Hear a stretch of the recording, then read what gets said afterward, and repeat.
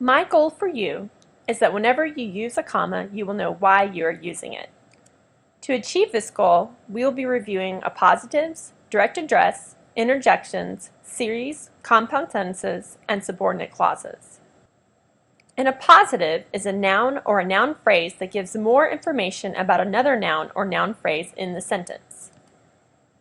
For example, Mrs. Clark, the new teacher, glared at the students from behind her glasses. My appositive is the new teacher. I like to think of appositives as synonyms. Mrs. Clark and the new teacher are the same person.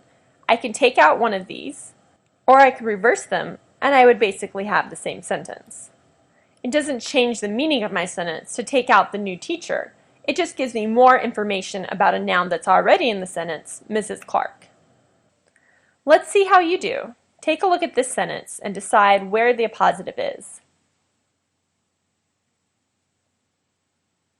The answer is a very smug student. Kevin and a very smug student are the same person. Notice that my commas go around the entire noun phrase, a very smug student. If you're ever questioning where those commas go, ask yourself if you can take out the whole phrase and still have a complete sentence. In this case, if I took out a very smug student, I would have Kevin remarked, the new teacher looks like she is 100 years old. So I would still have a sentence. However, if I had placed my second comma somewhere else, like after smug, then I would have had Kevin student remarked, which of course does not make sense. How about this one? Bailey laughed so loud that Mrs. Clark, the new teacher, turned to look at him. The appositive is the new teacher. She pulled a wooden paddle, an obvious instrument of torture, out of her bag.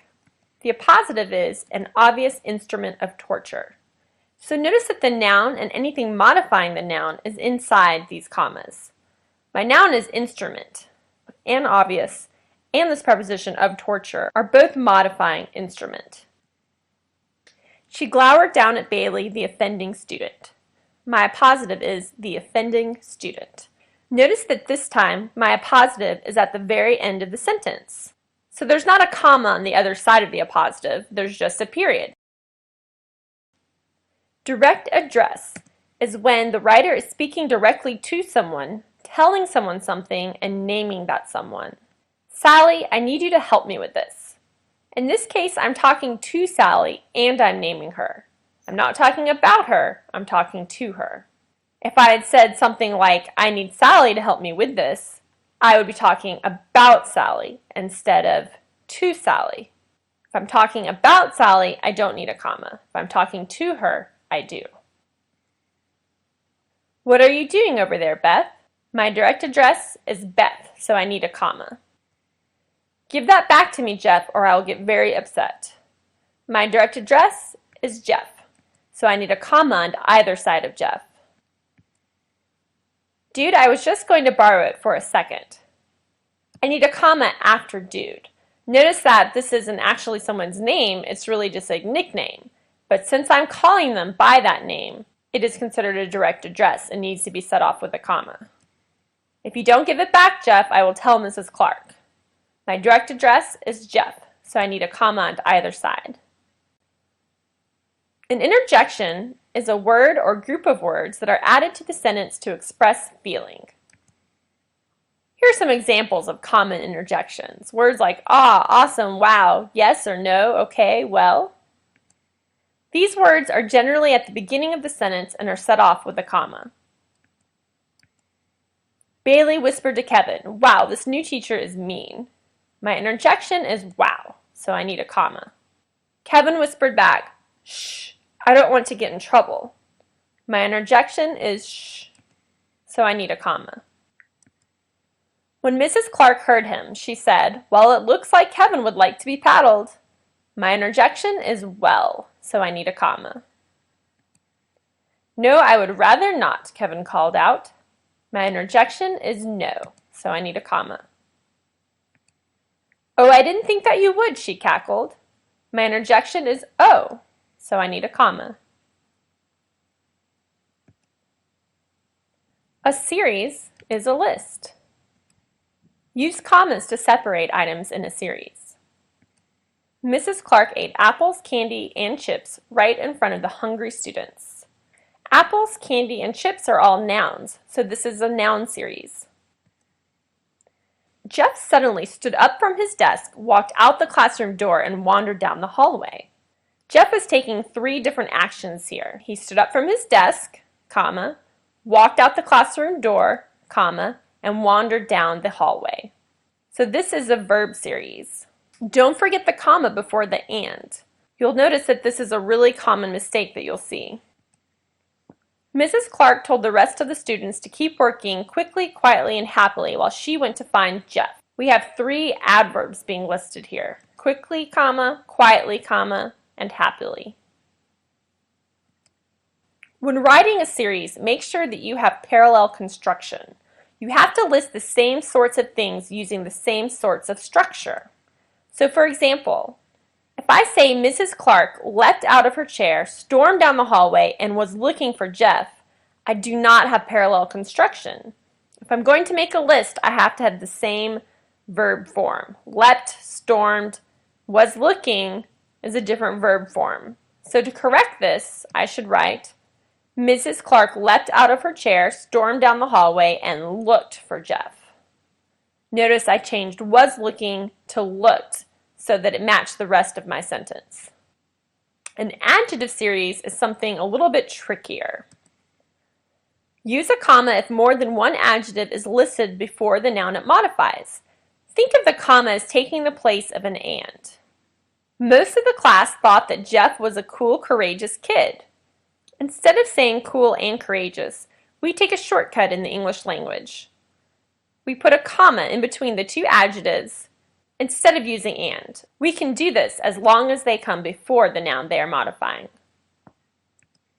However, some students thought Jeff was a very silly and prudent boy. My adjective series is silly, comma, imprudent. Mrs. Clark was clearly a mean, unreasonable teacher. Jeff would be in big trouble for leaving the room without permission. I have an adjective series here, mean, comma, unreasonable teacher. Now, of course, there are some exceptions. Here are 3 steps to help you out. Number 1, do not use a comma if it sounds strange to put and in place of the comma. Remember, that's what these commas are doing in an adjective series. They're placeholders for the and. So if it doesn't sound right to put an and in, then you probably are not looking at an adjective series. Number 2, do not use a comma if you cannot reverse the order of the adjectives. And number 3, no comma if age or color is next to the noun. Let's take a look. Jeff found his way to the large snack machine. It looks like I could have an adjective series here.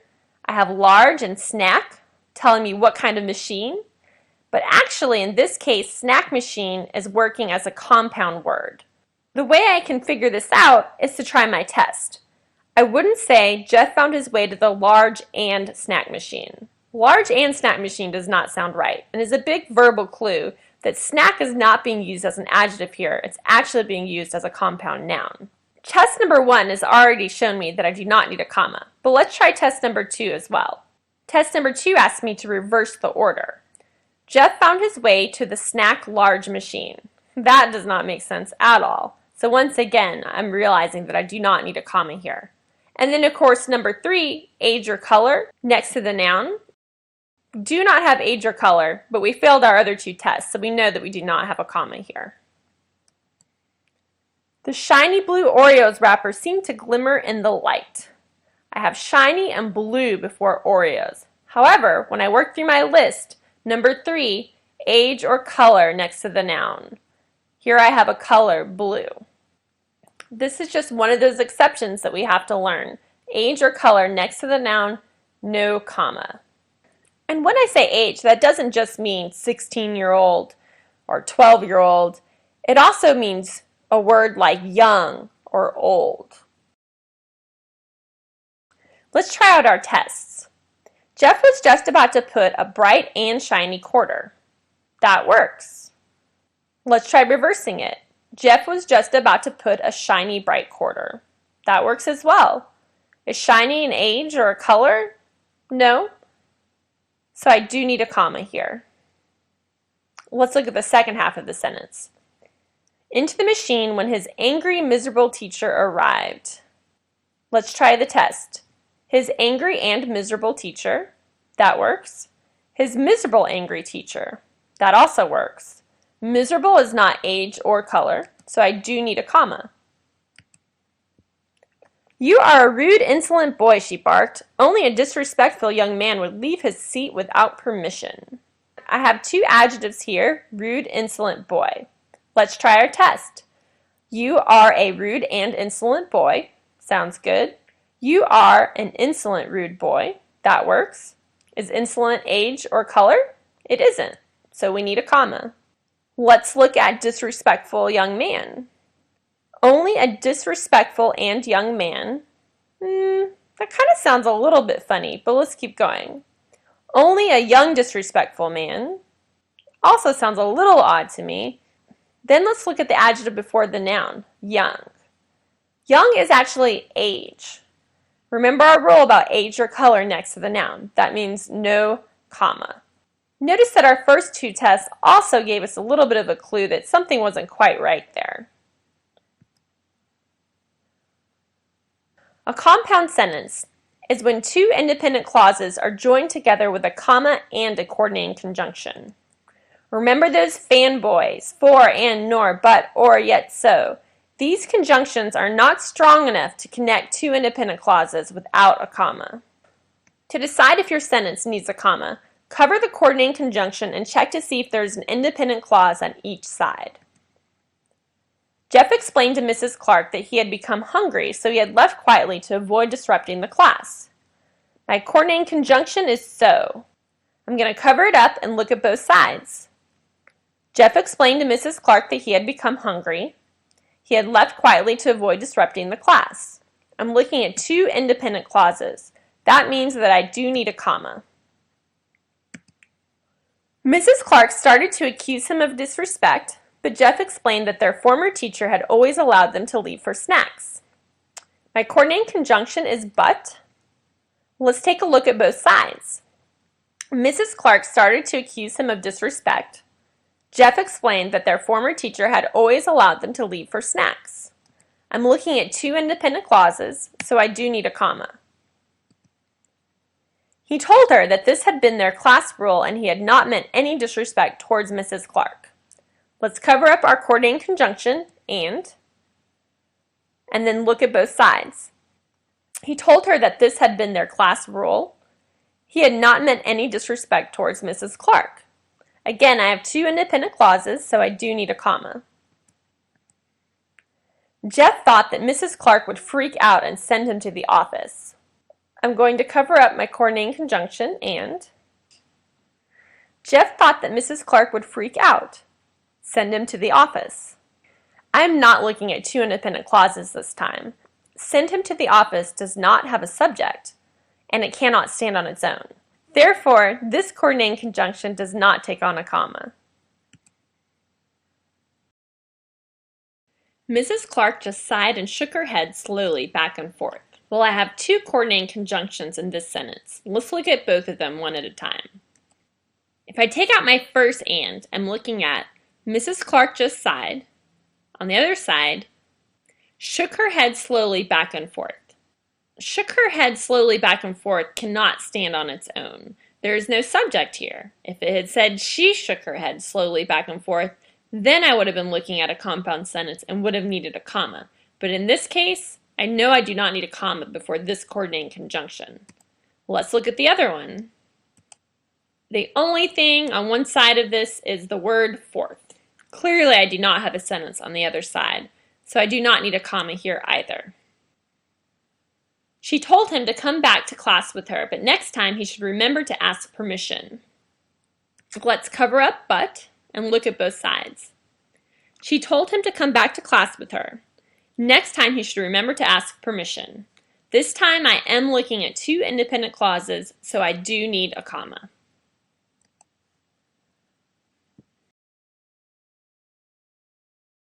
A subordinate clause is a clause that has a subject and a verb, but cannot stand on its own to express a complete thought. An example is because I felt like it. I as my subject, felt as my verb, but I do not have a complete thought here. I'm trailing off. I need an independent clause to finish out the thought. While she was there. She is my subject, was is my verb, but I do not have a complete thought. I need an independent clause. When I heard him speak. I is my subject, heard is my verb, but I do not have a complete thought. I'm leaving you hanging. You're waiting to hear. When you heard him speak, what happened? Where are you going with that? Subordinate clauses begin with subordinate conjunctions. Here are some examples. If you take any independent clause, for example, I went to the store, and you put any subordinate conjunction in front of that clause, you no longer have a complete thought. Although I went to the store. Because I went to the store. Until I went to the store. Even though I went to the store. Now here's the trick. If the sentence begins with a subordinate clause, you must use a comma. When you go to the store, comma, bring back some milk. In red is my subordinate clause. That subordinate conjunction, when, turned an independent clause, you go to the store, into an incomplete thought. Suddenly, I needed a comma and an independent clause, bring back some milk to finish out my thought. Now, you do not need a comma if the sentence ends with a subordinate clause. Bring back some milk when you go to the store. Notice that all I did was flip the sentence. Now I've got that subordinate conjunction, when, in the middle of things. It is connecting these two sentences. Bring back some milk, you go to the store. This subordinate conjunction is strong enough to connect these two independent clauses without using a comma.